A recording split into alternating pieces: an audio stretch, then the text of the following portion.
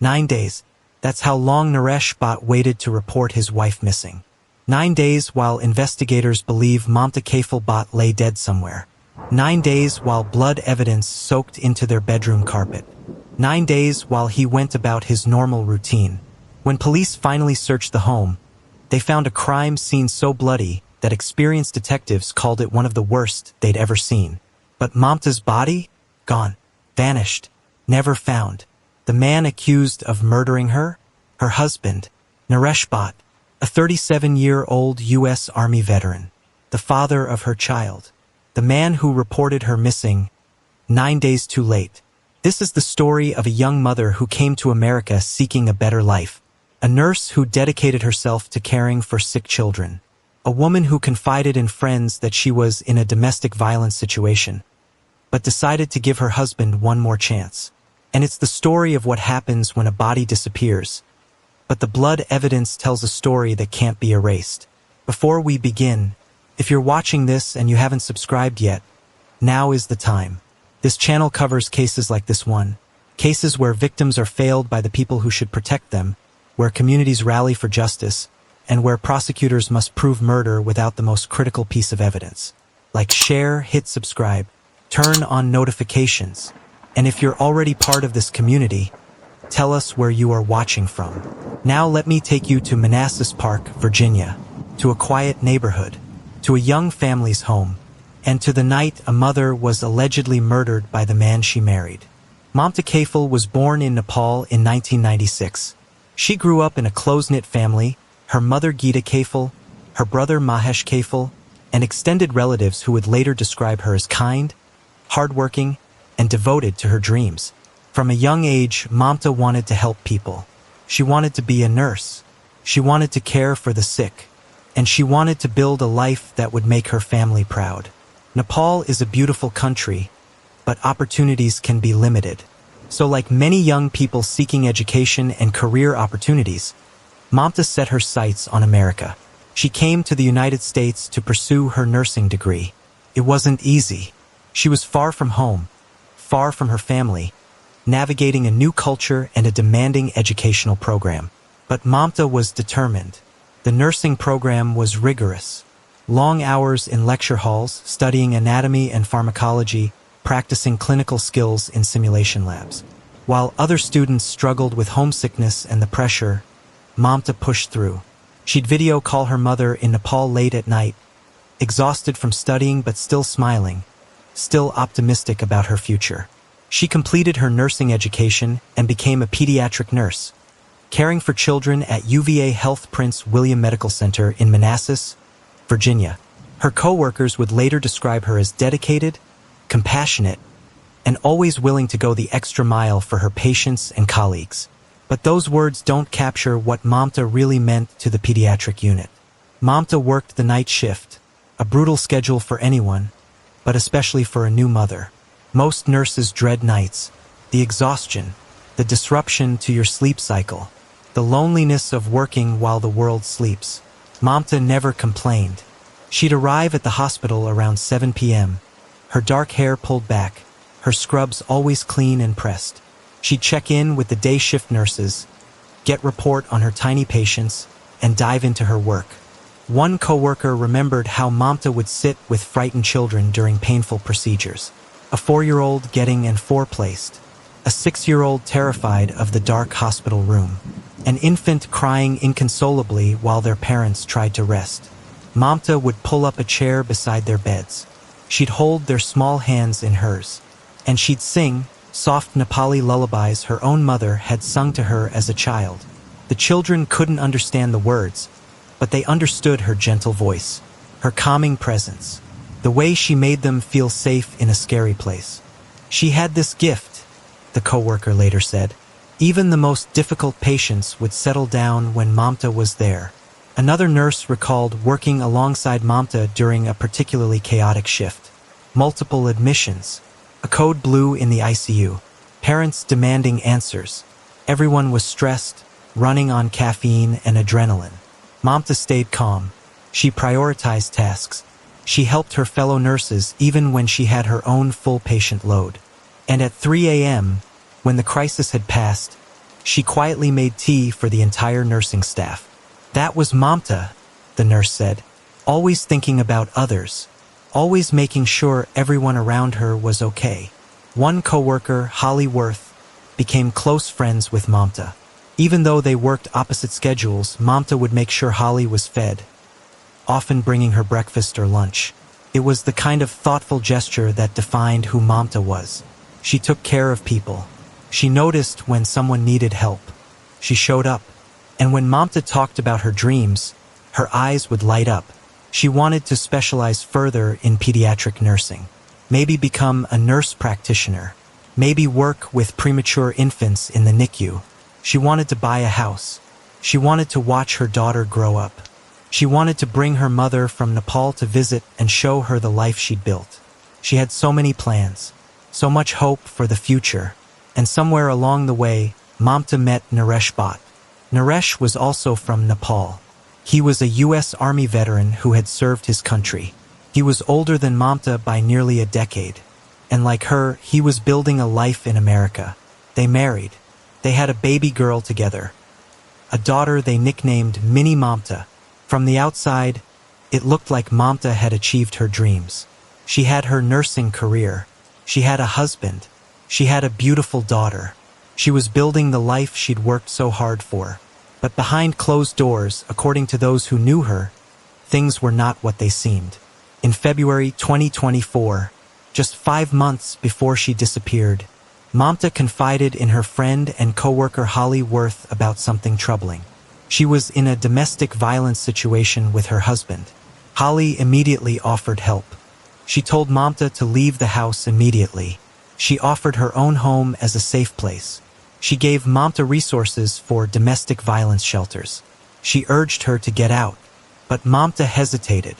Later, she sent Holly a message.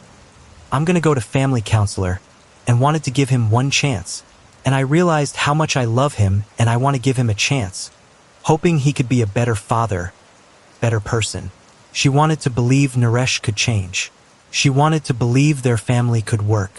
She wanted to give him one more chance. That decision, that hope, may have cost Mamta her life, because just 5 months later, Mamta Kafle Bhatt would vanish. And the evidence would suggest that the violence she'd been experiencing had escalated to the most extreme level possible. Murder. The last confirmed sighting of Mamta Kafle Bhatt alive was on July 27, 2024. Hospital surveillance footage shows her leaving UVA Health Prince William Medical Center that evening in a black sedan with an unknown driver. The identity of that driver has never been publicly revealed. She was doing what she always did, caring for sick children, being kind to her coworkers, showing up for her shifts. Mamta worked 2 days a week at the hospital. It was a schedule that allowed her to balance her nursing career with caring for her 1-year-old daughter at home. Her next scheduled shift was August 1, 2024. She was expected at work. Her colleagues were expecting to see her, but Mamta never showed up. She didn't call. She didn't text. She didn't respond to messages. For someone as reliable and responsible as Mamta, this was completely out of character. Her coworkers knew immediately that something was wrong. The nursing supervisor had tried calling Mamta's phone on August 1st. It went straight to voicemail. She tried again. Same result. She sent text messages. No response. This wasn't like Mamta. She was meticulous about communication. If she was going to be late, even by 15 minutes, she'd call ahead. If she was sick, she'd notify the charge nurse as soon as possible to ensure coverage. She understood that in pediatric nursing, every staff member matters. Sick children depend on adequate staffing. Holly Worth tried reaching out too. Multiple calls. Texts asking if everything was okay. Messages saying, "Hey, we're worried about you." Radio silence. By August 2nd, after Mamta had missed her second consecutive shift, the concern had turned to alarm. This wasn't a forgotten shift. This wasn't miscommunication about the schedule. Something was deeply wrong. On August 2nd, 2024, after Mamta had missed 2 consecutive shifts without any communication, her concerned co-workers contacted authorities and requested a welfare check. Police went to Mamta's home on Heather Court in Manassas Park. It's a quiet residential neighborhood, single-family homes, families with children, the kind of place where people know their neighbors. When police arrived at the Bhatt residence, they spoke with Naresh. The officers knocked on the door. Naresh answered. They explained that they were there to check on Mamta Kafle Bhatt because her employer had reported her missing from work. And this is where the story Naresh told police begins to fall apart. When officers asked Naresh about his wife's whereabouts, he gave them what investigators would later describe as inconsistent statements. First, Naresh told police he didn't want to report Mamta as missing. He said she was visiting family, either in Texas or New York. The officers pressed him. Which state? When did she leave? When is she coming back? Naresh's answers were vague, evasive. He couldn't provide specific details about where exactly Mamta had gone or who she was visiting. But here's the problem with that story. Mamta had no family living in the United States. Her mother and brother were in Nepal. She had no relatives in Texas or New York. Police knew this explanation didn't make sense. One of the responding officers later noted in his report that Naresh seemed unusually calm for a husband whose wife had apparently been gone for several days. There was no concern in his voice, no worry about her safety, no requests for police to help locate her. Just indifference. The officers looked around what they could see of the home from the doorway. Nothing appeared obviously wrong. No signs of struggle visible from where they stood. No screaming. No calls for help. But at that moment, on August 2nd, they couldn't force Naresh to file a missing person report. They couldn't search his home without probable cause or a warrant. They had to leave, and so they did, writing in their report that they'd attempted a welfare check, that the husband claimed his wife was visiting family out of state, and that without additional information or evidence of immediate danger, they could take no further action. They didn't know that inside that house, in the bedroom Mamta shared with Naresh, there was blood, pools of it, soaked into the carpet, splattered on the walls, evidence of violence that would horrify experienced crime scene investigators. They didn't know that they were standing just feet away from what might have been the last place Mamta Kafle Bhatt was alive. 3 days later, on August 5, 2024, Naresh Bhatt finally reported his wife missing. 9 days after she was last seen. 9 days after whatever happened in that house on Heather Court. When Naresh filed the report, he changed his story again. Now he claimed he last saw Mamta on July 31, 2024. Then later, he changed it again, saying he heard her getting ready for work on August 1, 2024. These shifting timelines would become critical as the investigation unfolded, because investigators would eventually determine that Mamta was likely dead long before Naresh claimed to have last seen or heard her. In fact, prosecutors would later allege that Mamta Kafle Bhatt was murdered sometime between the night of July 29th and the morning of July 30th, 2024, just days after her last confirmed sighting at work, which means that for days, while Mamta lay dead somewhere, Naresh was going about his normal routine, not reporting her missing, not expressing concern, not asking for help finding her. In the days following the missing person report, the Manassas Park Police Department launched a full investigation. Chief Mario Lugo assigned detectives to the case. They began interviewing friends, family, co-workers. They started building a timeline of Mamta's last known movements. And they started looking very closely at Naresh Bhatt. When the media picked up the story of the missing nurse and mother, Naresh agreed to interviews with local news stations. In one interview with Wusa 9, Naresh said he was worried about where his wife might be. He claimed this wasn't the first time she had gone missing. "I'm the one who is suffering," Naresh told the reporter. "She is my baby's mom. She is my wife. I'm the one suffering, so I don't know what I'm supposed to say." To those watching, Naresh's statements seemed odd, detached, more focused on his own suffering than on finding his missing wife. But investigators were noticing something else. Naresh's statements to the media conflicted with what he'd told police. His timeline kept shifting. His explanations didn't add up. And as detectives dug deeper, they started uncovering evidence that painted a very different picture of what happened to Mamta Kafle Bhatt. The Manassas Park community rallied around Mamta. Her friends created a Facebook group called Find Mamta Kafle Bhatt to raise awareness. They organized searches. They distributed flyers. They held vigils. GoFundMe campaigns were established to support the search efforts and help Mamta's family. Community members who had never met Mamta showed up to search wooded areas, parks, and neighborhoods. They wanted to bring her home. They wanted answers. But as the searches continued with no sign of Mamta, police were focusing their investigation elsewhere. On August 21, 2024, nearly 3 weeks after Mamta was last seen, police executed a search warrant at the Bhatt home. At a press conference that same day, Chief Lugo was asked if there was a person of interest in Mamta's disappearance. His answer was telling. "Her husband has been a point of interest and everybody knows that," Lugo said. He added that Naresh had not been cooperative with police.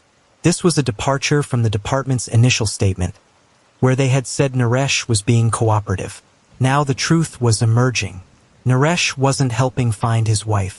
He was obstructing the investigation, and what investigators found when they searched the Bhatt home would change everything. If you're still watching, you're clearly interested in real cases told in full. Like, share, subscribe now, and hit that notification bell so you don't miss what comes next. On August 21, 2024, investigators executed a search warrant at the home Mamta and Naresh Bhatt shared on Heather Court. The search lasted approximately 3 hours. What they found inside would lead prosecutors to believe they were no longer searching for a missing person. They were investigating a murder. When detectives entered the main bedroom, Mamta and Naresh's bedroom, they found evidence of violence. Blood. Significant amounts of blood. There was blood pooling on the floor. Blood splatter on the walls. The kind of blood evidence that suggests a violent struggle, a life-and-death fight. Investigators also found what appeared to be drag marks, as if something or someone had been dragged from the bedroom. The trail led to the bathroom. In the bathroom, they found more blood. Pools of blood on the floor. Stains that suggested someone had tried to clean up, but hadn't been able to eliminate all the evidence. On the bedroom carpet, investigators noticed light pink stains. The kind of discoloration that occurs when someone tries to clean blood with water and cleaning products. But the blood has already soaked into the fibers. The scene told a story, a brutal story. Someone had been attacked in that bedroom. Someone had bled significantly. Someone had been dragged from the bedroom to the bathroom. And then, someone had tried to clean it up. But blood is difficult to eliminate completely. Even when you think you've cleaned every visible trace, forensic testing can reveal what the naked eye cannot see. The forensic team brought in specialized equipment. Luminol, a chemical compound that reacts with the iron in hemoglobin, causing it to glow blue under UV light. Even blood that's been washed away, scrubbed clean, diluted with water and bleach, Luminol can detect it. When they sprayed the bedroom carpet and turned off the lights, the room erupted in an eerie blue glow. What appeared to the naked eye as a relatively clean beige carpet revealed massive staining under the luminol. The entire area where the bed had been positioned lit up. Trails leading from the bed to the doorway glowed bright blue. Handprint patterns on the wall, as if someone had braced themselves while bleeding, became visible. This wasn't a small amount of blood from a minor injury. This wasn't someone who cut their finger and bled on the carpet. This was catastrophic blood loss. The kind associated with severe trauma, with fatal injuries. The blood spatter patterns told forensic specialists even more. Impact spatter, tiny droplets that spray outward when force is applied to a blood source. Cast-off patterns, blood that's thrown from a moving object, like a weapon being swung repeatedly. Transfer stains, blood that's been smeared or dragged across surfaces. Each pattern type tells investigators something about what happened. Where the victim was positioned, what kind of force was used, how many times they were struck, whether they tried to defend themselves. The lead forensic investigator later described it as one of the most violent residential crime scenes he'd encountered in 20 years on the job. You could see the fight, he told colleagues. You could see exactly where it started, how she tried to get away, where she fell. The blood doesn't lie. Investigators collected samples from the carpet, from the bathroom floor, from surfaces throughout the bedroom. They also found something else during the search, something that would become crucial evidence. A reciprocating saw. A reciprocating saw is a power tool, the kind used for cutting through wood, metal, pipes. It has a blade that moves back and forth rapidly. It's also the kind of tool that could be used to dismember a body. The saw was found in an area of the home accessible to Naresh. It appeared to have been recently used, and when forensic specialists examined it closely, they found what looked like biological material on the blade and housing.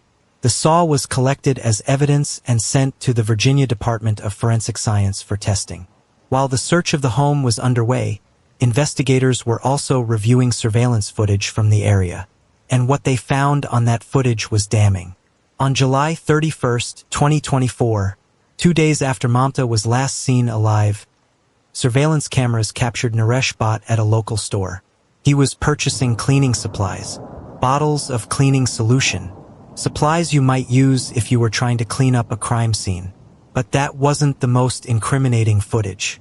Later that same day, July 31, 2024, surveillance video captured Naresh Bhatt in a parking lot in Falls Church, Virginia, about 20 miles from his home.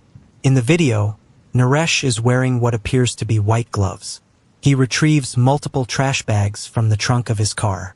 He carries them to a trash compactor, and he throws them away. One by one, Naresh disposes of the bags in the compactor. Then he leaves. Investigators noted something important. Naresh didn't have his phone with him during this trip. His phone was off. There was no activity, no location data. Someone disposing of trash wouldn't normally leave their phone at home.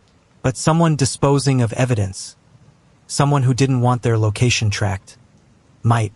Prosecutors would later argue that Naresh was disposing of evidence related to Mamta's murder, possibly even parts of her body. By the time investigators learned about the trash compactor footage, the contents had already been processed, compacted, sent to a landfill. Any evidence that might have been in those bags was now irretrievable. But there was more to the digital evidence. Cell phone records showed that Mamta's phone was operational until July 29, 2024. After that date, all calls to her phone went straight to voicemail. Naresh told police that Mamta had destroyed her own phone that day. But why would Mamta destroy her phone? She was a working mother who needed to stay in contact with her employer, her daughter's caregivers, her family in Nepal. It made no sense. Unless Naresh was lying to explain why Mamta's phone suddenly went dead. Cell phone records also showed something curious. On August 1, 2024, Mamta's phone pinged off a cell tower in Loudoun County, Virginia, about 30 miles from the Bhatt home. Surveillance footage from that same day showed Naresh at a gas station near where Mamta's phone had pinged. But Naresh's phone was turned off. No activity, no location data. After August 1st, there was no further activity from Mamta's phone.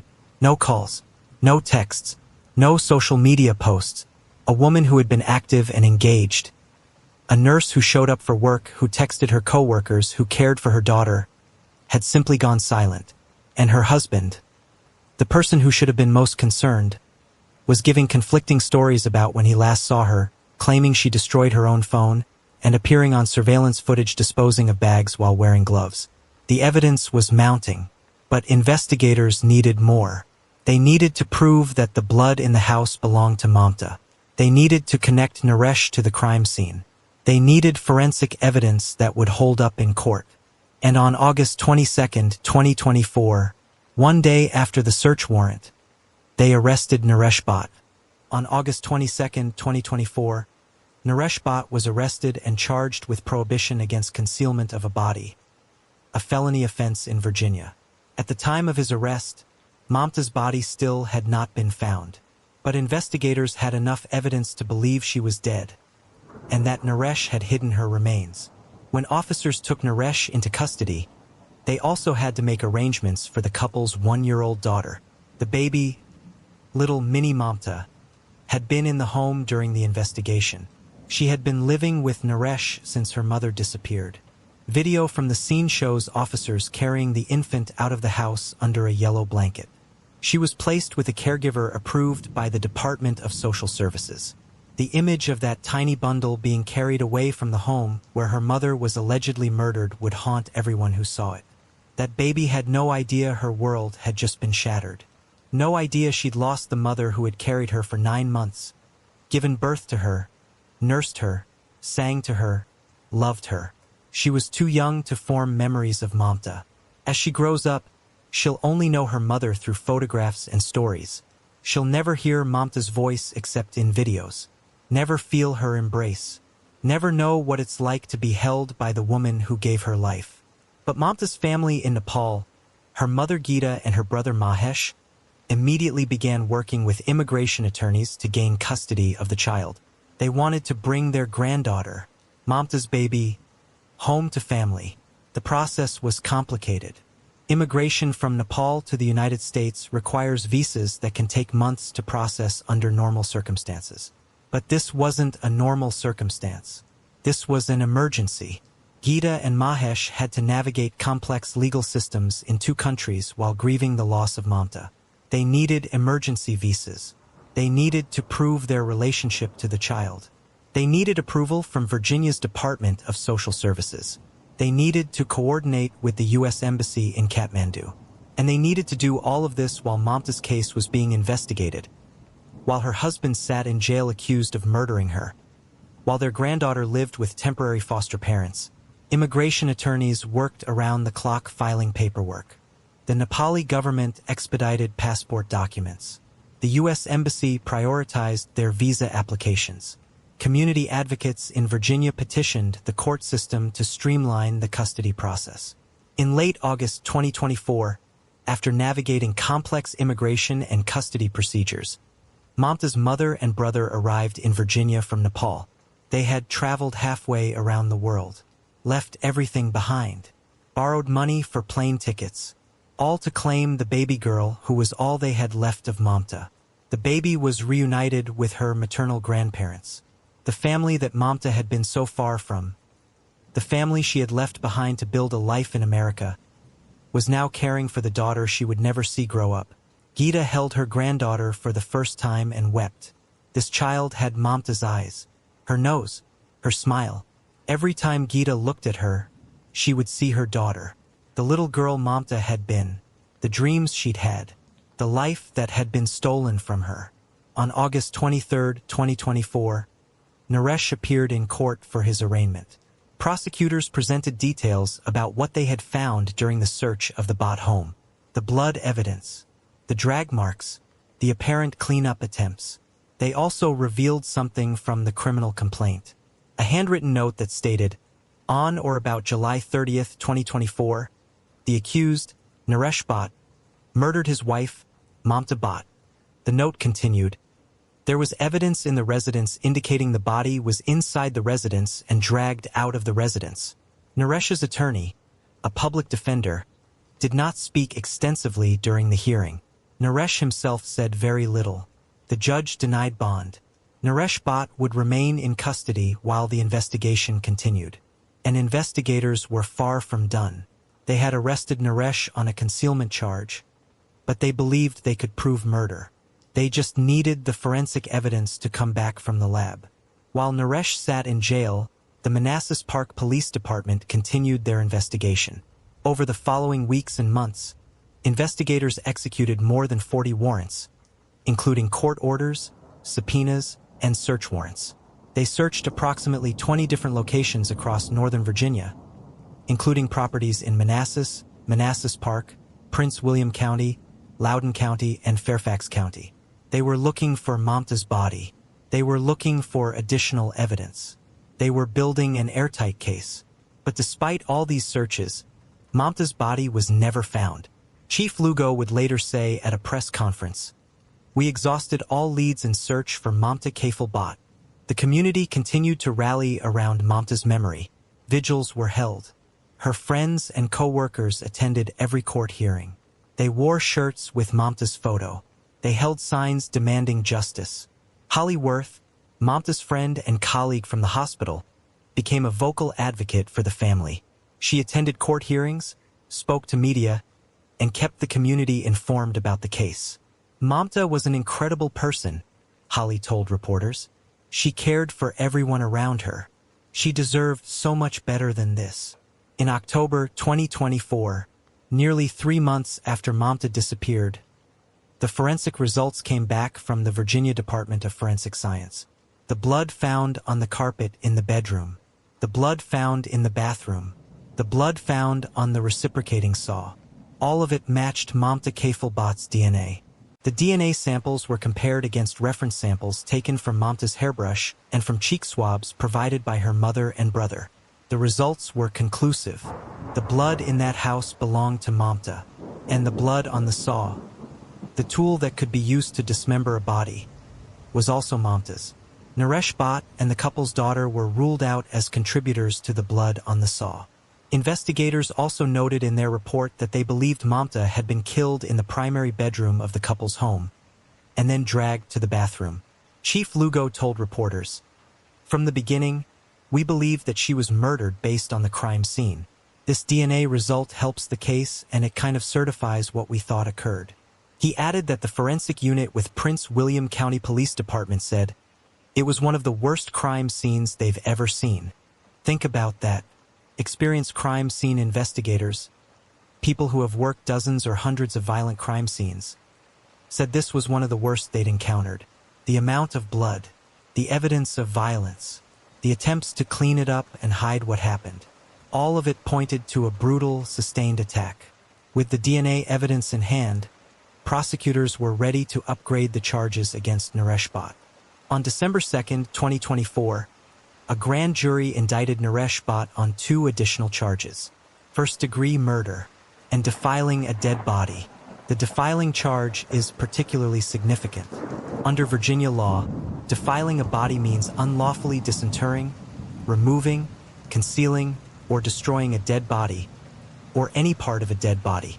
The charge suggests that prosecutors believe Naresh dismembered Mamta's body, possibly with the reciprocating saw that had her blood on it, and then he disposed of her remains in a way that ensured she would never be found.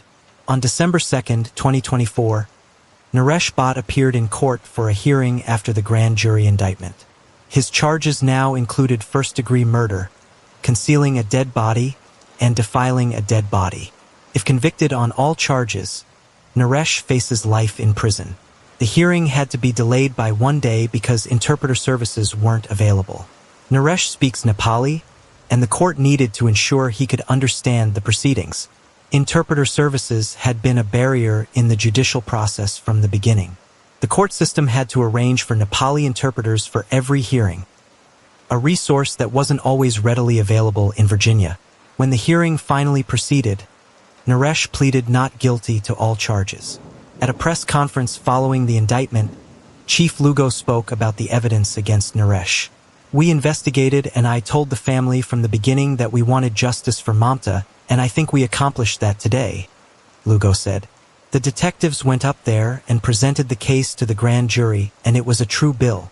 That phrase, "true bill," carries significant weight in the legal system.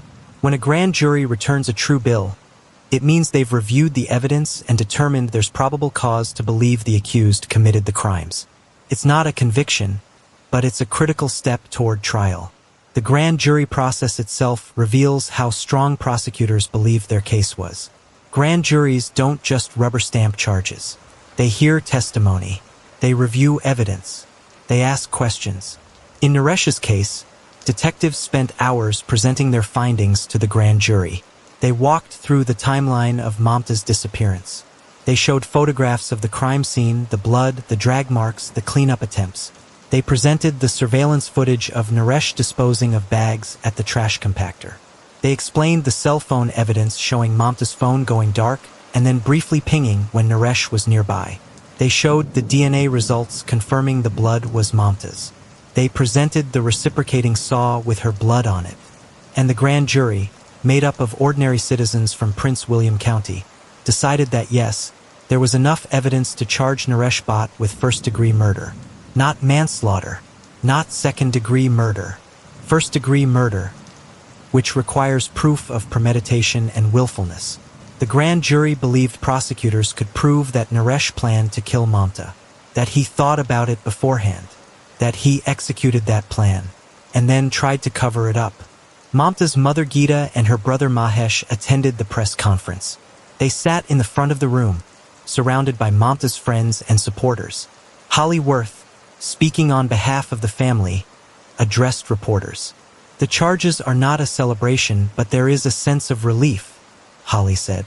"The family and the greater community are thankful for the police and prosecutors never giving up in the case." She continued, "Their goal has been two things: justice for a long time and securing a future for her baby. And that's what guides their steps every day. I'm confident as they leave here today, that commitment has not changed. They want to see Naresh Bhatt prosecuted to the fullest extent of the law." Angel Rodas, another supporter of Mamta's family, vowed that they would see the trial through until justice is served. "We are going to see that he gets punished, and Mamta's family gets the justice that they truly deserve, so that they may lay their daughter to rest properly," Rodas said. "But there's a complication in this case, a significant one. Mamta's body has never been found. Prosecutors are going to have to prove murder without the victim's remains. This is what's known as a nobody homicide case. And while they're not common, they can be successful." John Fishwick, a former U.S. attorney for the Western District of Virginia, weighed in on the case. "I think it's stronger than even having the body," Fishwick said. "I think sometimes the case can be even stronger because a jury becomes very suspicious why a man's wife's body is missing when there's so much strong circumstantial evidence. And the circumstantial evidence in this case is substantial. The blood evidence showing Mamta was killed in her bedroom, the DNA on the saw, the surveillance footage of Naresh disposing of bags while wearing gloves, the cell phone records showing deception, the inconsistent statements to police." Fishwick believes the prosecution will focus heavily on what Naresh told police in the days after Mamta went missing and compare that to the cell phone data. "They're going to try to show where the defendant was at all the relevant timelines based on cell phone tower data and based on his cell phone," Fishwick said. "A jury will find that evidence very convincing." The Commonwealth's attorney for Prince William County, Amy Ashworth, has said her office won't comment on the case until it's done. But court filings reveal that prosecutors plan to call an FBI special agent as an expert witness. Special Agent Luis De Jesus of the FBI Cellular Analysis Survey Team will testify about the collection, analysis, and compilation of historical call detail records utilizing cell site location information. In other words, he'll explain to the jury exactly where Naresh's phone was and where Mamta's phone was during the critical days when she disappeared. He'll show that Mamta's phone went dead on July 29th, that it briefly pinged in Loudoun County on August 1st, the same day Naresh was captured on surveillance near that location, that Naresh's phone was conveniently turned off during key moments. This kind of cell phone evidence has become crucial in modern murder cases. It's very difficult to commit a crime in 2024 without leaving a digital trail. The trial is currently scheduled to begin on October 5th, 2026. But there have already been delays. In July 2025, Naresh's defense team filed a motion to postpone the trial, which was originally set for September 2025. The defense argued they needed more time to review the massive amount of evidence in the case. According to court documents, the discovery in this case includes over 4,000 individual items, video footage, recordings, photographs, documents. The evidence totals more than 1.5 terabytes of data. The defense complained that the prosecution refused to provide the discovery on a hard drive, requiring Naresh's legal team to download and sort thousands of files through a limited access online system. It took a total of 10 days of labor to download the over 1.5 TBs of discovery, the motion stated. This is due to evidence.com only allowing an account to be open on a single computer at a single time. The defense also argued that even if they could spend 6 hours a day at the jail, 7 days a week, with no other cases or life obligations, there would be no way to provide all the discovery to Naresh, explain it to him, and prepare for trial in time. The motion accused the Prince William County Commonwealth's Attorney's Office, the largest in Virginia by staff size, of using its superior labor size to gain an advantage over the defense. The judge granted the continuance. The trial was pushed to October 5th, 2026. So Naresh Bhatt remains in the Prince William County Jail, awaiting trial. The baby he once shared with Mamta is being raised by her family in Nepal. And Mamta's body remains missing. Before I continue, I need you to do something. Mamta Kafle Bhatt was a nurse who dedicated her life to caring for children. She was a mother who loved her baby. She was a daughter, a sister, a friend. And she deserves justice. If you're watching this and you're not subscribed to Crime Case Voices, subscribe now. Turn on notifications so you don't miss the updates. Drop a like on this video to help others learn about Mamta's case. And drop a comment. Where are you watching from? What do you think about prosecuting a murder case without a body? Now let's talk about what makes this case so compelling and so challenging for prosecutors. Prosecuting a murder without a body is one of the most difficult challenges in criminal law. Juries want to see proof. They want physical evidence. And the most powerful piece of evidence in a murder case is usually the victim's remains. Without a body, the defense can argue that the victim might still be alive, that they ran away, that they're missing by choice, that whatever blood was found could have come from an injury, not necessarily a murder. But modern forensic science and investigative techniques have made no-body cases more viable. And the case against Naresh Bhatt appears to be built on multiple layers of evidence. Let's break down what prosecutors have. The blood evidence. The blood found in the bedroom and bathroom wasn't just a few drops. It was significant pooling, splatter patterns, the kind of volume that indicates massive blood loss. DNA testing confirmed it belonged to Mamta, not to Naresh, not to their daughter, to Mamta. The staining patterns also told a story. Blood pooled on the carpet. Blood in the bathroom as if something had been dragged across the floor. Light pink stains where someone had tried to clean with water. Forensic blood pattern analysts can look at these patterns and reconstruct what happened. Where the victim was when they were attacked. How much force was used. Whether the victim was moved after the attack. All of this evidence suggests Mamta was violently attacked in that bedroom, and that someone tried to hide the evidence. The reciprocating saw with Mamta's blood on it is perhaps the most chilling piece of evidence. This isn't a kitchen knife.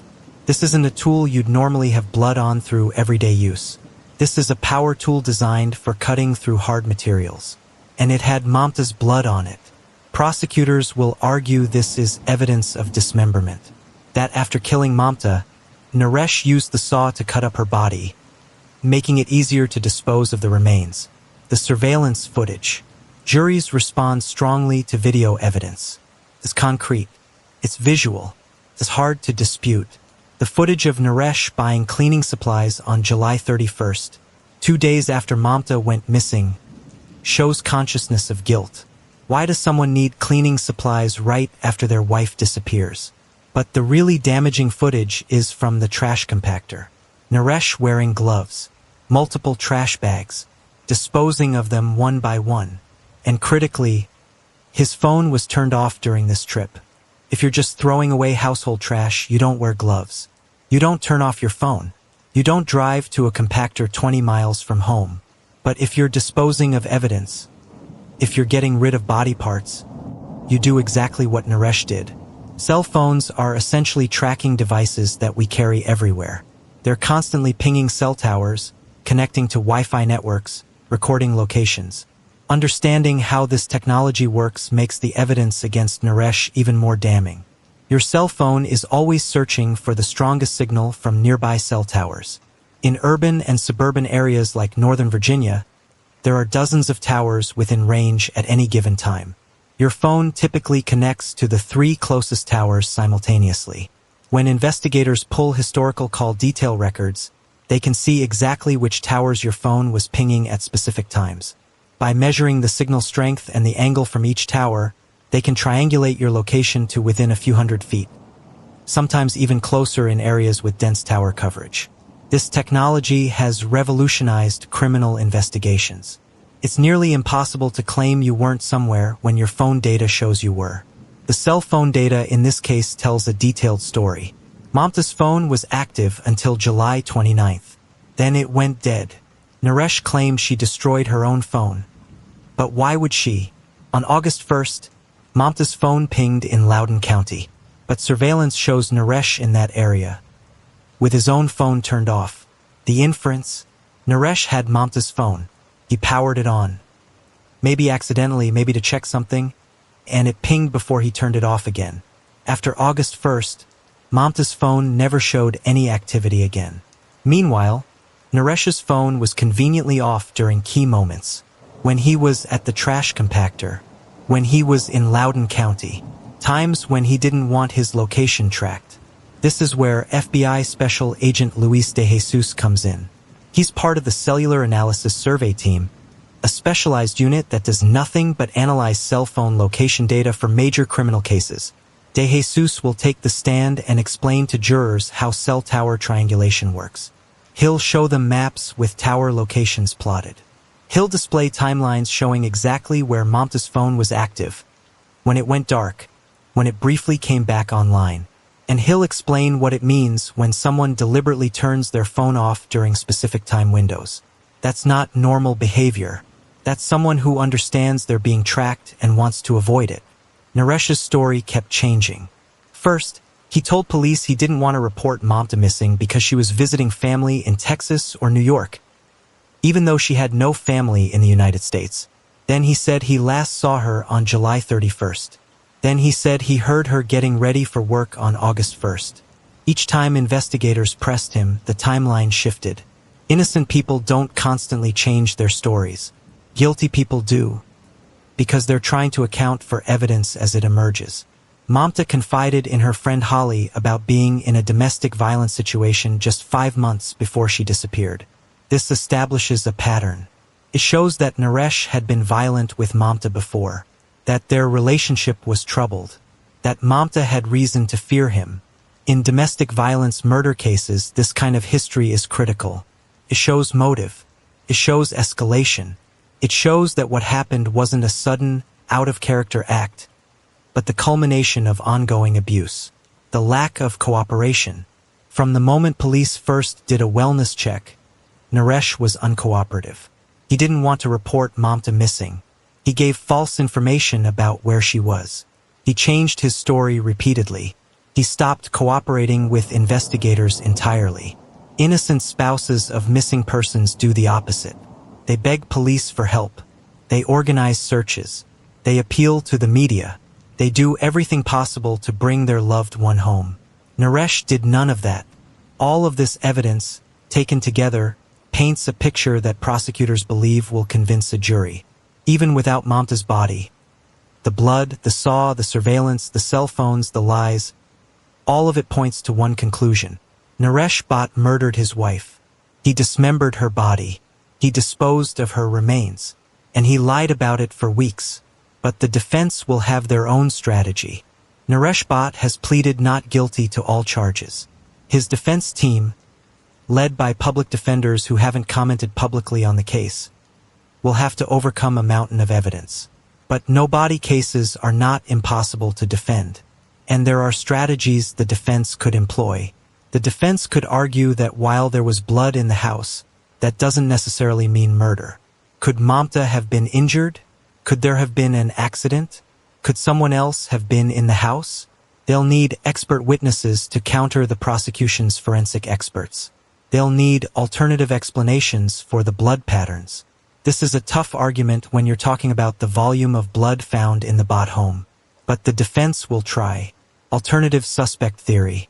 Could the defense argue that someone else killed Mamta?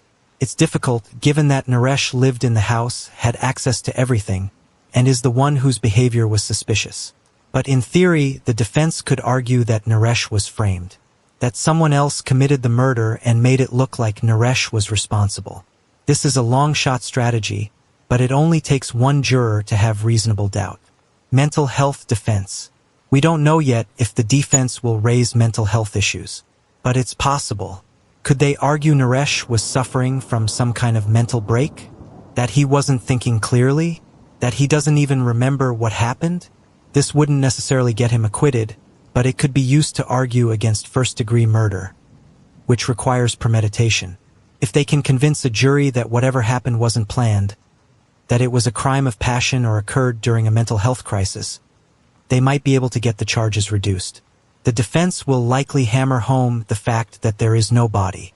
They'll argue that without remains, you can't prove Mamta is even dead, that she could have run away, that the blood could be from something else. They'll point out that no murder weapon was found, that there's no definitive proof of how Mamta died, that the prosecution is asking the jury to make a lot of assumptions. Ladies and gentlemen of the jury, the defense might say, the prosecution wants you to convict my client of murder, but they can't even show you a body. They can't tell you exactly how she died. They can't eliminate other possibilities.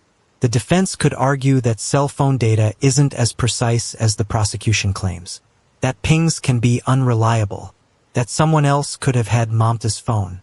They could suggest that Mamta herself turned on her phone in Loudoun County, that she's alive somewhere, that Naresh didn't have her phone at all. This is another tough argument given the totality of the evidence, but it's something the defense might try. The surveillance of Naresh at the trash compactor is damaging. But the defense could argue he was just disposing of regular trash. Maybe he was cleaning out the garage. Maybe he was throwing away old belongings. Maybe the gloves were because the trash was dirty. It's a weak argument, but again, they only need one juror to have doubt. But here's what makes this case particularly challenging for the defense. Prosecutors have precedent on their side. No body homicide cases have been successfully prosecuted before, and some of those cases bear striking similarities to Mamta's. Take the Drew Peterson case in Illinois. Peterson, a former police officer, was convicted in 2012 of murdering his third wife, Kathleen Savio. Even though her death was initially ruled an accident, his fourth wife, Stacy Peterson, disappeared in 2007 and has never been found. Peterson was convicted of Kathleen's murder based on circumstantial evidence and is suspected in Stacy's disappearance. Or the William McGuire case in Virginia, the same state where Naresh will stand trial. McGuire was convicted in 2007 of murdering his wife Melanie, whose dismembered remains were found in trash bags. The case involved similar elements: a troubled marriage, evidence of cleanup attempts, and attempts to dispose of a body. According to a 2020 study, no-body homicide cases have about a 70% conviction rate when they go to trial. That's lower than cases where remains are recovered, but it's still significant. What makes these cases successful? Strong circumstantial evidence that creates an undeniable narrative. Blood evidence. Witnesses who can testify to domestic violence or threats. Digital evidence showing deception. Consciousness of guilt. Behavior that shows the defendant knew they did something wrong. Naresh's case has all of these elements. The reality is that the defense faces an uphill battle. The evidence against Naresh is substantial and multi-layered. But criminal trials aren't about who probably did it. They're about proof beyond a reasonable doubt. And the defense team will work to plant seeds of doubt in the minds of jurors. What if Mamta is alive somewhere? What if there's an explanation we haven't considered? What if the police got it wrong? These are the questions defense attorneys ask. And sometimes it works. But in this case, with this much evidence, most legal experts believe the prosecution has a strong case. Mamta Kafle Bhatt has been missing for over a year and a half now. Her daughter, the baby she carried, birthed, and loved, is being raised by her mother and brother in Nepal. A little girl who will grow up knowing her mother was taken from her, who will see photos and hear stories but never feel her mother's embrace again. Mamta's friends and co-workers continue to advocate for justice. They attend every court hearing. They keep her memory alive on social media. They refuse to let her be forgotten. Holly Worth, who tried to help Mamta escape the domestic violence situation months before she disappeared, carries the weight of what if. What if Mamta had left when Holly first offered help? What if she hadn't given Naresh one more chance? What if she'd gone to a shelter instead of family counseling? These are the questions that haunt everyone who knew Mamta and tried to help her. But domestic violence is complicated, and the statistics are sobering. On average, a victim will leave an abusive relationship 7 times before leaving permanently. 7 times. Each attempt to leave is met with promises to change, threats, manipulation, or violence that pulls them back. Leaving is the most dangerous time for a domestic violence victim. Research shows that 75% of domestic violence homicides occur when the victim is trying to leave or has just left the relationship. The moment an abuser realizes they're losing control is when they're most likely to escalate to lethal violence. Financial dependence plays a role too. Many victims don't have the resources to support themselves and their children independently. Mamta was a nurse. She had her own income, but she still shared financial obligations with Naresh. Their home, their child, health insurance, car payments, and then there's the psychological component. Abusers are skilled manipulators. They isolate their victims from friends and family. They erode their self-esteem. They make them believe that no one else will love them, that they deserve the abuse, that it's somehow their fault. Mamta wanted to believe Naresh could change. She wanted her daughter to grow up with both parents. She wanted the family she dreamed of when she married him. That hope, that very human desire to see the good in someone you once loved, isn't weakness. It's a reflection of Mamta's compassionate nature. The same compassion that made her an excellent nurse. The same kindness that made her bring breakfast to coworkers. The same love that made her care for sick children. Mamta's decision to give Naresh another chance wasn't weakness. It was hope. Misplaced hope. But hope nonetheless, and she paid for that hope with her life. The Manassas Park community has rallied around Mamta's memory in remarkable ways. A memorial for Mamta was set up in the community. People brought flowers, candles, photos. They shared memories of her kindness and compassion. The Find Mamta Kafle Bhatt Facebook group continues to provide updates on the case and support for the family. GoFundMe campaigns raised money to help Mamta's mother and brother travel to the United States, navigate the legal system, and gain custody of Mamta's daughter. The outpouring of support shows how deeply Mamta touched the lives of those around her, even people who never met her personally. Chief Mario Lugo has been unwavering in his commitment to the case. "We exhausted all leads in search for Mamta," he said, "but we never gave up on getting justice for her." The Manassas Park Police Department conducted one of the most thorough investigations in the city's history. Over 40 warrants, searches of 20 locations, coordination with FBI cell phone experts, forensic analysis that took months. They did everything possible to build a case that would hold up in court, even without Mamta's body. Naresh Bhatt's trial is scheduled to begin on October 5, 2026. The trial is expected to last 7 weeks. Given the complexity of the evidence, the forensic testimony, the cell phone data, the surveillance footage, the blood pattern analysis, it will take time to present everything to a jury. The court has called for a large jury pool, anticipating that finding impartial jurors in a case that has received significant local media coverage will be challenging. If convicted on all charges, first-degree murder, concealing a body, and defiling a body, Naresh faces life in prison. Virginia does have the death penalty, but prosecutors have not indicated whether they will seek it in this case. For Mamta's family, the trial represents both hope and pain. Hope that the person responsible for taking Mamta from them will be held accountable, that justice will be served, that Mamta's death will not go unpunished.